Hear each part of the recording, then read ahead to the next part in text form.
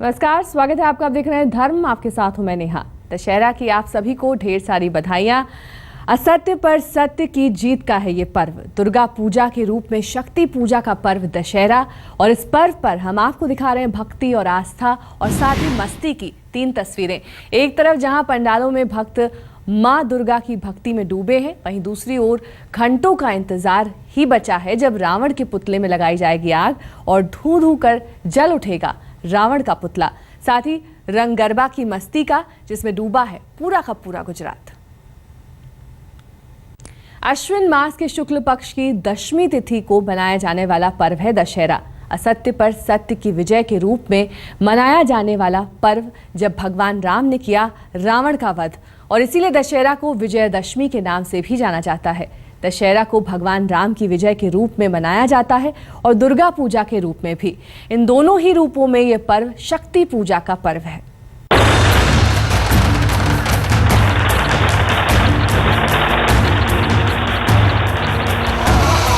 दशहरा शक्ति पूजा के रूप में मनाया जाने वाला ऐसा पर्व जब असत्य पर हुई सत्य की जीत,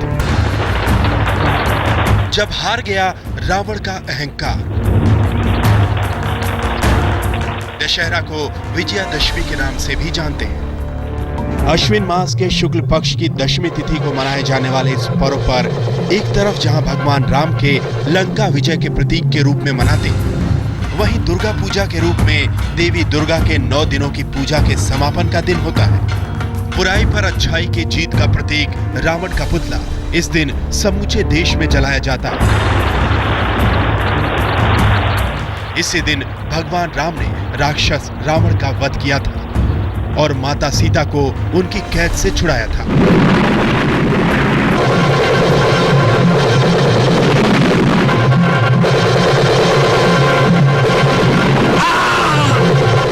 कहते हैं रावण को मारने से पूर्व राम ने दुर्गा की आराधना की थी। मां दुर्गा ने उनकी पूजा से प्रसन्न होकर उन्हें विजय का वरदान दिया था। इसी दशहरा को शक्ति का प्रतीक भी माना जाता है, फिर चाहे वो राम की शक्ति का प्रदर्शन या फिर शक्ति स्वरूपा मां भगवती की आराधना, दोनों ही रूपों में यह शक्ति पूजा का पर्व है। देश के कोने कोने में यह विभिन्न रूपों में मनाया जाता है। कहते हैं असत्य पर सत्य की यह विजय तो तलवार से प्राप्त की जाने वाली विजय नहीं थी, बल्कि उसके मूल में सेवा धर्म प्रमुख था, सदाचार था, दया, करुणा, प्रेम, सहानुभूति जैसे गुणों द्वारा प्राणी मात्र पर विजय प्राप्त करने की बात थी, जिन्हें प्रभु राम के जीवन में हम देखते हैं। राम के इसी आदर्श और गुणों का गायन संत तुलसीदास ने मानस ग्रंथ में किया है, जिसे रामलीला के रूप में विजयादशमी के पर्व पर इसका मंचन किया जाता है। विजयादशमी पर हम भगवान राम का स्मरण करते हैं। रामलीला में उनके चरित्र और गुणों का गायन होता है। पर दीनता दिखाने वाले कायर, तो किस बात पर अपने को वीर कहता है? राम को अवतारी पुरुष माना जाता है। मर्यादा भंग करने वाले राजा दशरथ के घर उनका जन्म हुआ था, किंतु अपने पावन चरित्र और सद्गुणों के कारण वो भगवान कहलाने लगे। विजयादशमी हमें याद दिलाता है कि कैसे बुराई पर अच्छाई की सदैव ही जीत होती है। विजयादशमी जीत का ही पर्याय है और यह शक्ति के साथ साथ न्याय और विवेक को भी परिभाषित करने का त्योहार है। दशानन दहन के साथ पूरा होता है दशहरा का त्योहार। पुतला दहन के बाद लोग दूसरे को बधाई देते हैं। रावण के बारे में ये कहा जाता है कि वो परम विद्वान होने के साथ एक कुशल राजनीतिज्ञ, सेनापति और वास्तुकला का भी जानकार था, लेकिन तमाम शक्तियों और ज्ञान का उपयोग उसने धर्म कर्म के बजाय अपने अहंकार पूर्ति में किया, और वो अहंकार ही रावण के विनाश की वजह बना।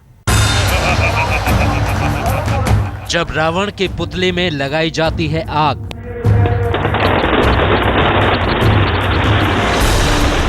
जब धू-धू कर जलता है दशानन, एक प्रतीक बन जाता है सारी बुराइयों को आग की ज्वाला में स्वाहा कर देने का।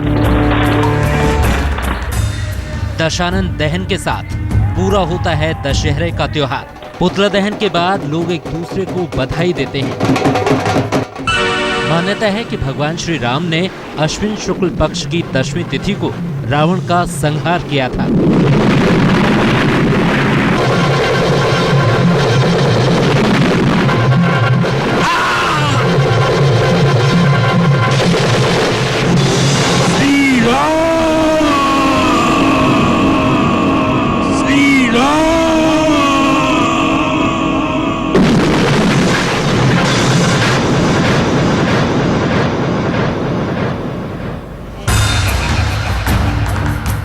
रावण के साथ उसकी लंका का विध्वंस किया था। विध्वंस उस सोने की नगरी का जो सतयुग में तमाम बुरी प्रवृत्तियों का गढ़ बन गई थी। राक्षसों के गढ़ लंका के बारे में मान्यता है कि पहले यहाँ धन दौलत के देवता कुबेर वास करते थे। रावण ने अपने छल बल से कुबेर को यहाँ से हटा दिया। उनका पुष्पक विमान भी हथिया लिया।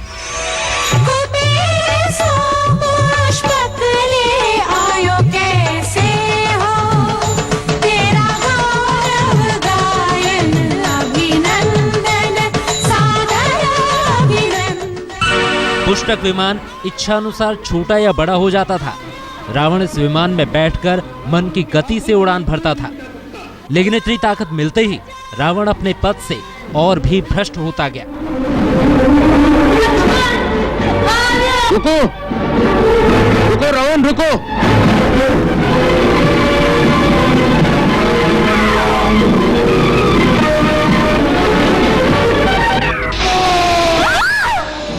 रावण के बारे में कहा जाता था कि वो परम विद्वान होने के साथ ही एक कुशल राजनीतिज्ञ, सेनापति और वास्तुकला का भी जानकार था।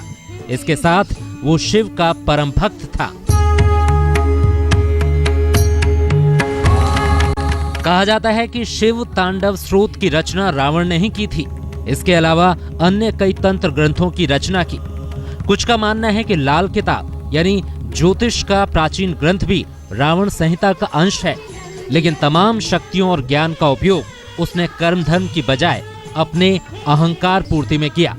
मुझे अपनी शक्तियों पर अहंकार करने का पूर्ण अधिकार है। यह शक्तियां मुझे कोई दान में प्रदान नहीं हुई। मेरी कठोर तपस्या के उपलक्ष्य में कर्म के विधान के अनुसार तुम मुझे वह शक्तियां प्रदान करने के लिए विवश थे। मैंने अपने बाहुबल से वह शक्तियां प्राप्त की हैं, इसलिए मैंने उन पर अहंकार किया है। जब भी कोई अपूर्व शक्ति प्राप्त कर... यही रावण की बुराई थी। एक बुराई आपकी सारी अच्छाइयों पर पानी फेर देती है और वो देवताओं की नजर में गिरता चला गया। उसका अहंकार, उसकी विद्वता और प्रकांड पंडितज्ञ पर भारी पड़ता गया। धर्म को छोड़कर अधर्म के मार्ग पर चला हूं तो उसका दंड भी भोगना पड़ेगा, परंतु रावण दंड भी उसी गर्व के साथ भोगेगा जिस दर्प से उसने उस शक्तियों का भोग किया। रावण मिट जाएगा परंतु झुकेगा नहीं। त्रिलोकेश्वर, जिस राम का तुम साथ दे रहे हो वह राम भी देख लेगा कि रावण के साथ युद्ध करना कितना दुष्कर कार्य है। यदि जीवित रहा तो आज आकर फिर तुम्हारे दर्शन करूंगा।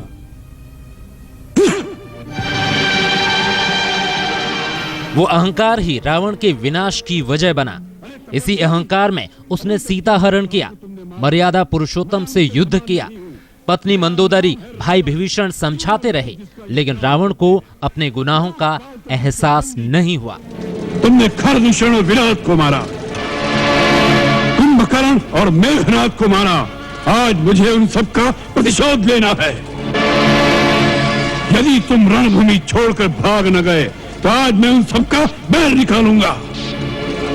ये मत भूलना कि आज रावण से सामना है, रावण से। वो ये भी भूल गया कि अच्छा होने के लिए नैतिक बल का होना जरूरी है, कर्मों का शुद्ध होना जरूरी है। यही वजह है कि विजयदशमी के दिन श्री राम की जयकार होती है और रावण का पुतला जलाया जाता है, ये बताने के लिए कि बुराई किसी युग में समाज का आदर्श नहीं बन सकती।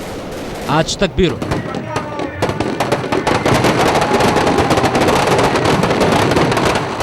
नवरात्रि के दौरान देश के हर हिस्से में गरबा नृत्य की धूम देखने को मिलती है। गरबा को सौभाग्य का प्रतीक माना जाता है और अश्विन मास की नवरात्रों को गरबा नृत्य उत्सव के रूप में मनाया जाता है। नवरात्र में गुजरात में गरबा की धूम और मस्ती देखते ही बनती है। तो चलिए आपको भी दिखाते हैं वडोदरा में गरबा के कुछ ऐसे ही रंग।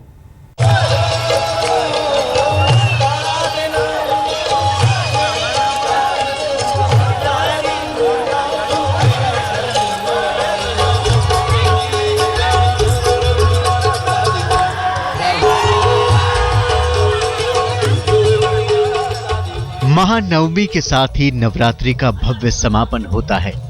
नवरात्रि के दौरान देश के हर हिस्से में गरबा नृत्य की धूम देखने को मिलती है। छोटे से लेकर बड़े शहरों तक गरबा नृत्य ने खूब धूम मचाई है।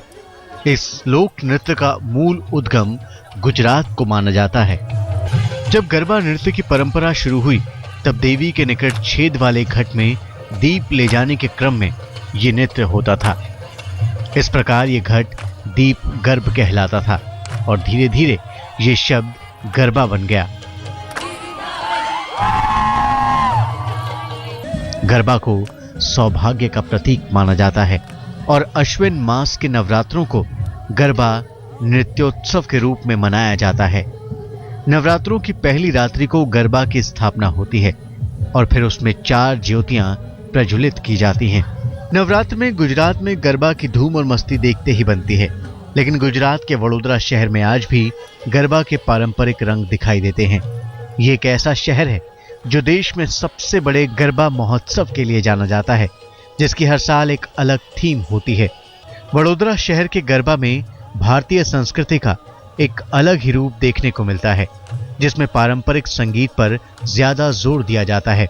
हमने वडोदरा के कुछ उत्साही लोगों से बात की जो इस साल की पारंपरिक थीम पर थिरकते नजर आए। पैरेट बहुत ही कलरफुल बर्ड है, इसलिए ये फेस्टिवल के लिए बहुत ही परफेक्ट थीम है पैरेट, क्योंकि क्या है सब लोग बहुत ही वाइब्रेंट और ब्राइट कलर्स पहन के आते हैं। So I think this is a perfect theme. बदलते समय के साथ गरबा नृत्य में, उसके संगीत में और वेशभूषा में जरूर बदलाव आए हैं, लेकिन कुछ नहीं बदला है तो वो है लोगों की भावना। सुध-बुध खोकर मां के ये भक्त उनकी भक्ति के रंग में डूब जाते हैं। आज तक ब्यूरो।